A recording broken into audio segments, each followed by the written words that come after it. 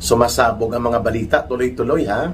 Bibigyan po natin ng pansin at pagpupuna itong nangyaring kabastusan dyan sa loob ng House of Representatives laban sa isa nilang miyembro, no? We're talking about kung paano nung nakarang araw pinatayan ng mikropono, tinanggalan ng maze yung symbol ng House of Representatives at sinarado po nila at iniwan na nakatiwangwang ang supposedly ay privileged speech ni Congressman Leandro Libeste. Subalit, hindi po nagpatinag itong batang kongresista mula sa Batangas, no? Anak po ito ni Senator Loren Legarda at ni dating Governor Tony Libeste. So may sinasabi din, may kakayanan din po ang batang ito. At yun nga, the other day, natuloy nga ang kanyang privileged speech at talagang sumasabog ang kanyang mga pagpapasabog, mga kababayan. At to react itong mga attack dog nila Marcos at nila Recto sa loob ng House of Representatives, no?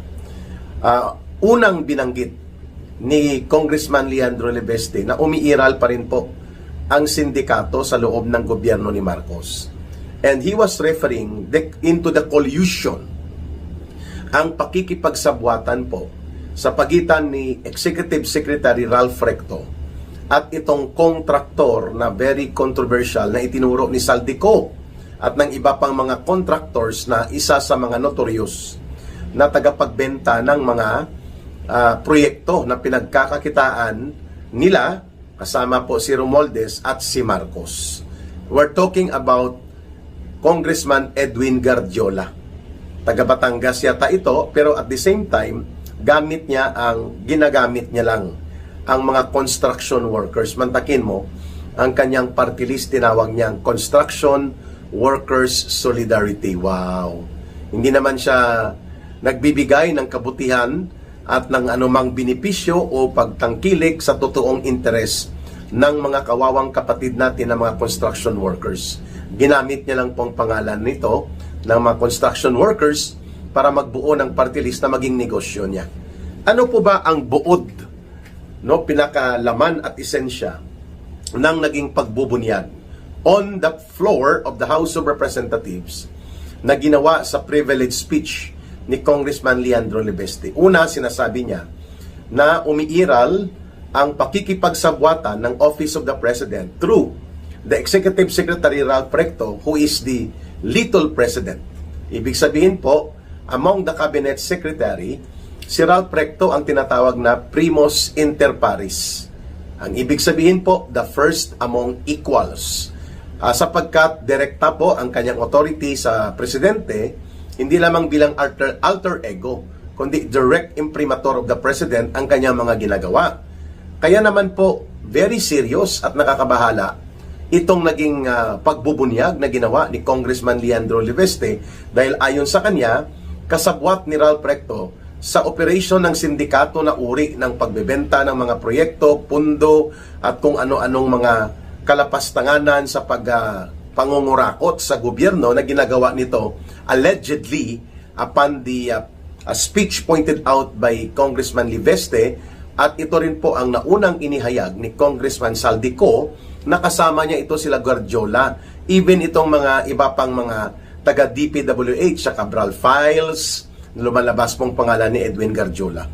Sinabi ni Congressman Leandro Libeste na pinunduhan di umano ni Congressman Gardiola ng mahigit 1 bilyon na pesos ang kampanya, kandidatura ni Vilma Santos at ng anak nito na si Lucky Manzano o si Luis Manzano. At namudmud ng mga hundreds of millions of pesos. Kasama po ang pagpunta nila sa distrito ni Congressman Leandro Libeste, nila Ralph Recto, upang ipasiguro na mananalo si Vilma Santos at ang kanyang anak na si Luis Manzano o Lucky Manzano, na hindi naman nanalo. Si Vilma Santos lang ang nanalo. Ngayon, ang punto de vista ni Congressman Libeste, very simple. Ano ang investment return?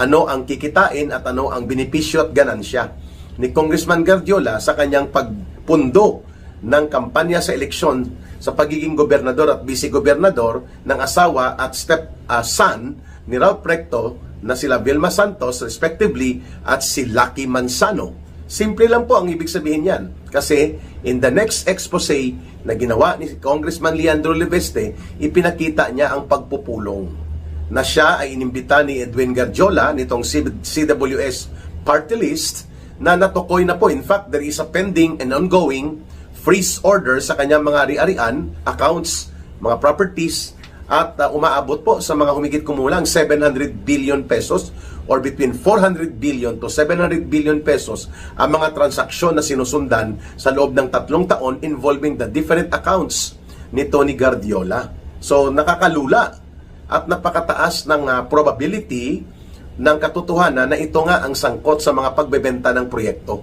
Ibig sabihin po, ng pagbebenta ng proyekto, kung mayroong 1 billion na project, kukunin niya yon, no? Sa House of Representatives, i-coordinate niya sa DBM at DPWH ang pondo, tapos ibebenta niya. Habang wala pa ang pagbaba ng pondo, sasabihin niya sa isang kontraktor, may 1 billion na project dito, kalsada ito, may flood control na at may dike. So, i-advance mo na ang 25%, ikaw na bahala magpatupad. Habang wala pa, ito na, ako na bahala sa SARO. Yan po ang bintahan na sinasabi. So, sa 25% ng 1 billion, that's 250 million. So, according kay Saldico, mapupunta kay Martin Romualdez dyan ang 10%. So, 10% of 250 million is 25 million kaagad kay Martin Romualdez.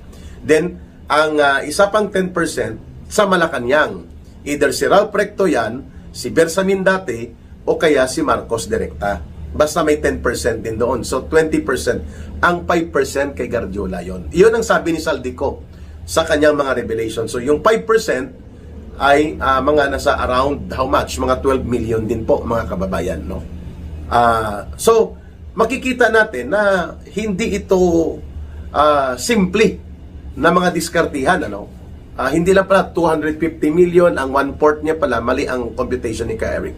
Ang 1/4 ng 250 million ay mga nasa 50, mga 70 million, 65 million.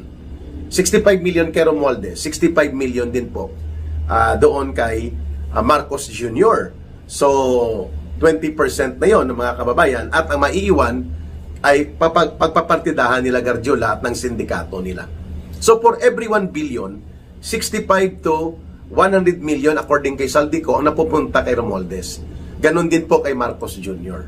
At ang isa sa facilitator nito doon sa pagbubunyag ni Saldico ay si Edwin Garjola. At iba pa like Dong Gonzales, lumalabas din pong pangalan niya. Ngayon, ito ang pinakapunto ng privilege speech ni Congressman Leandro Leveste Sandro Marcos tuloy. Involved din po yan sa mga bilyones ng mga ghost projects sa Ilocos Norte, as per revelation ni Congressman o ni dating Governor Chavit Singson.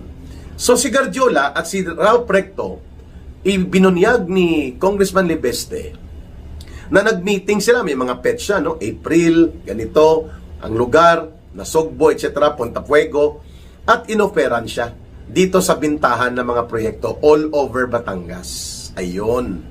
Napumalag siya kasi sa tingin niya ito ay sindikato, sistematikong pangungulimbat at pagnanakaw sa kaban ng bayan. Mantakin mo, babawasan ka agad ng 25% ang project, mga kababayan. So, at hindi pa na ipapatupad, pinapartida na, kinakash advance na ng mga kontraktor. At si Garjola, ang isa sa itinuro ni Cabral Files, kay Undersecretary Cabral, na isa sa notorious na sa record na nagbebenta ng mga proyekto. And we're not talking only 1 billion pesos worth na mga proyekto at hindi lang flood control projects. So mabigat po itong naging pahayag ni Congressman Leandro Leveste, sapagkat ang nagagamit ngayon explicitly ay ang Office of the President.